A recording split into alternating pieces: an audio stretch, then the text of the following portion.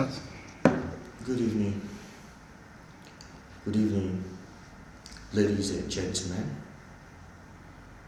I want to reflect on things that happened during the election and the Gala Night Awards that we just concluded.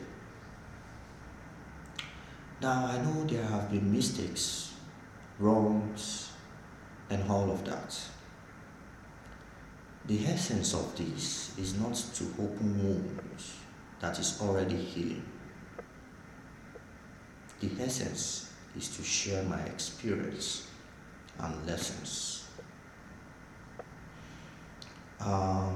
It is always my tradition to share my experience, and this particular one is of no difference given the active role I played in the whole process.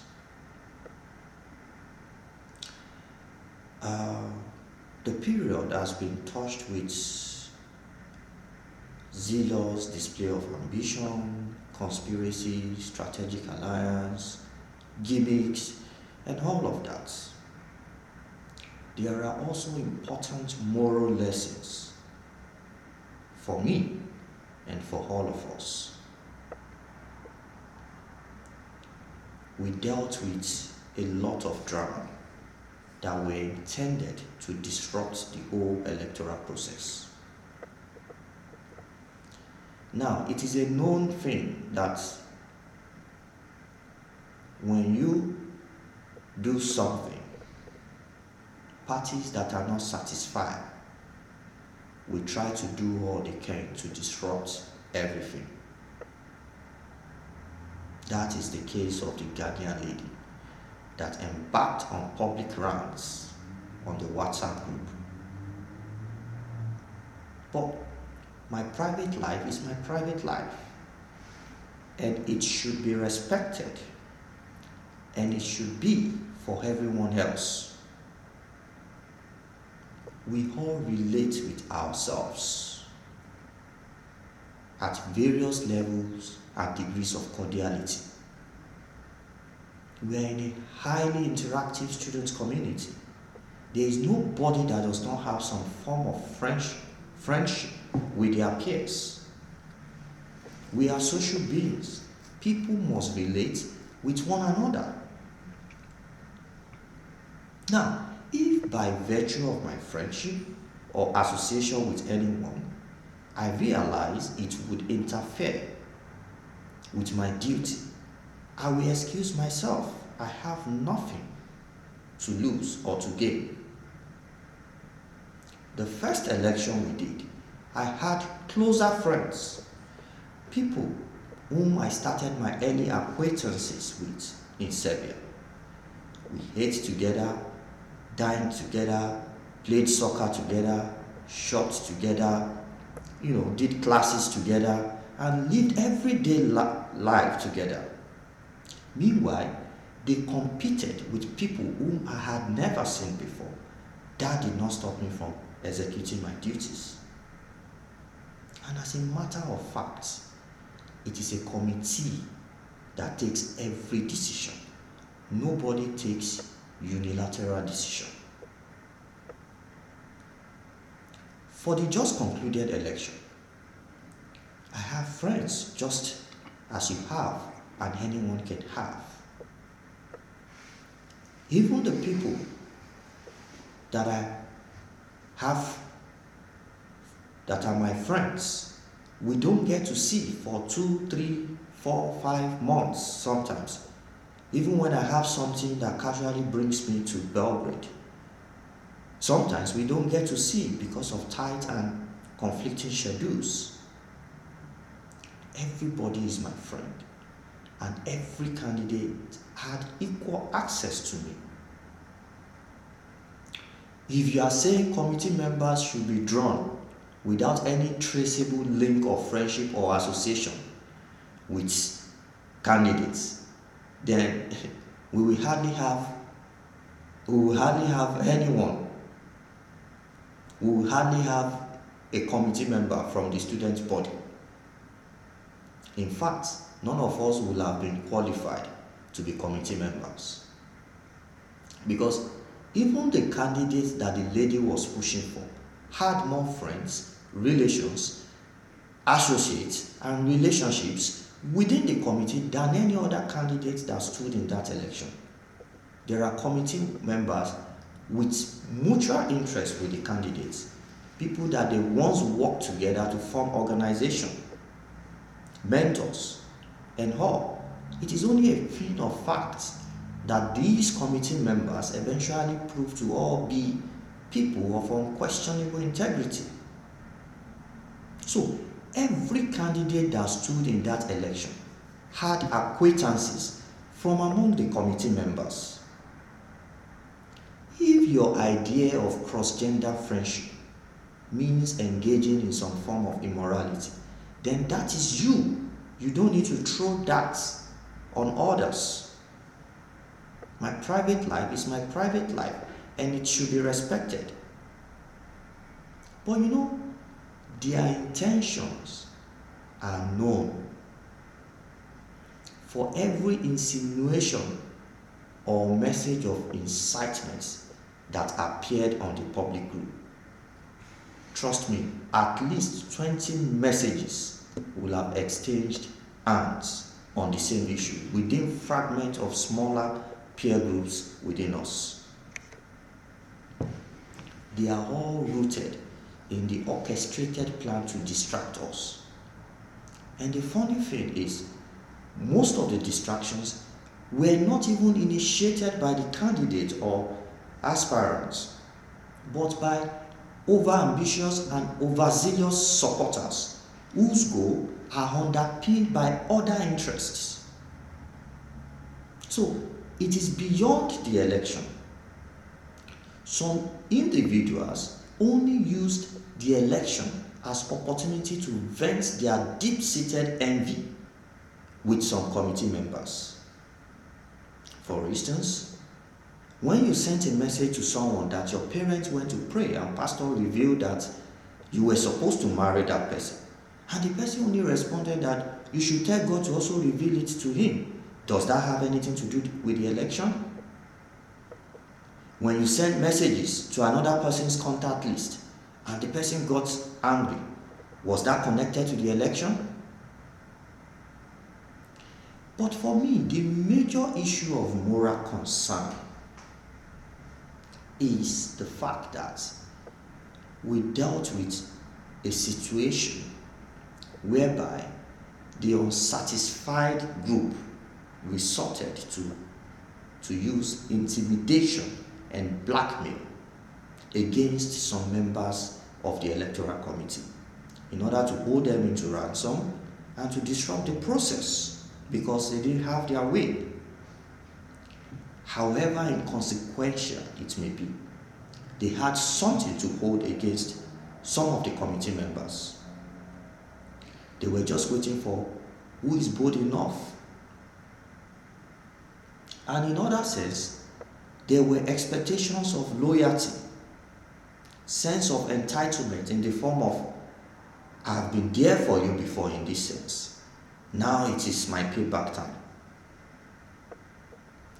The overzealous supporters resorted to blackmail, conspiracy, gang up, and intimidation. And as members of committee, we are all humans. Nobody is infallible. Some committee members may have made past mistakes that these people may be privy to. So that became a tool of blackmail. The committee found itself in dire need of leadership. Otherwise, my role would have been limited to technical affairs of the election. But we have been dealing with some negative social vices already of harassment and violence. If we give in to intimidation and blackmail, we will have laid the foundation of negative vices in our student community.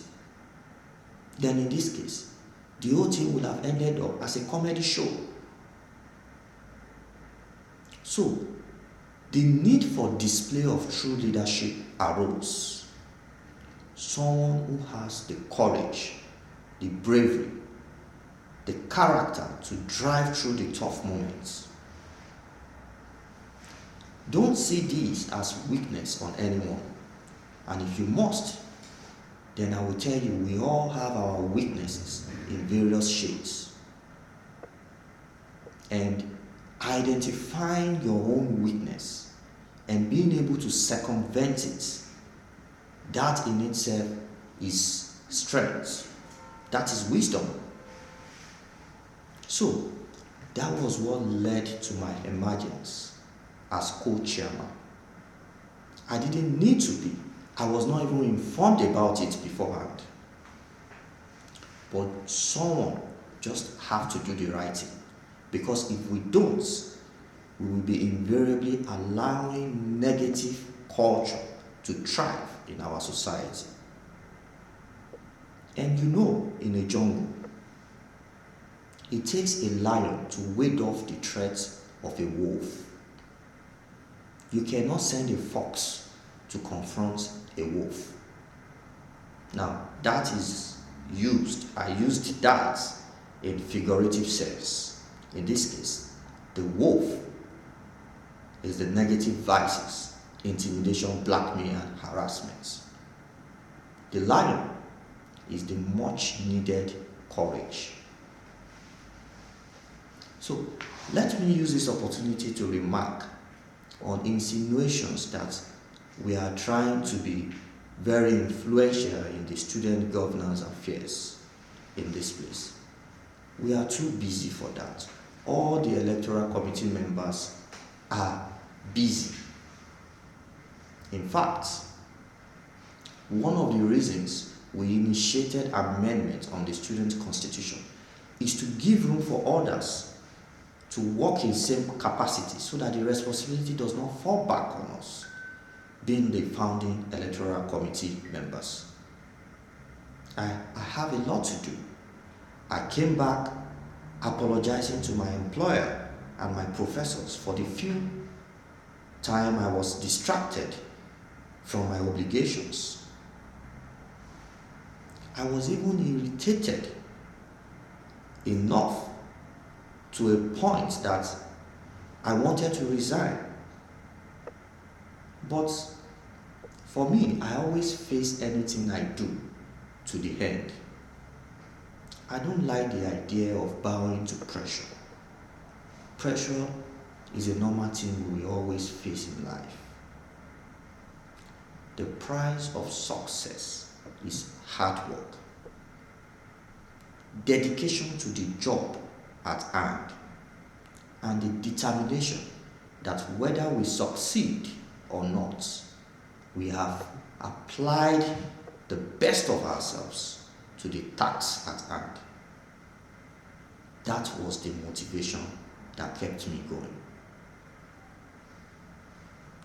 So, in the midst of all the distractions, mudslinging, conspiracies, forming alliances and rivalries, and while struggling to remain focused, we tried our best but ended up making some mistakes.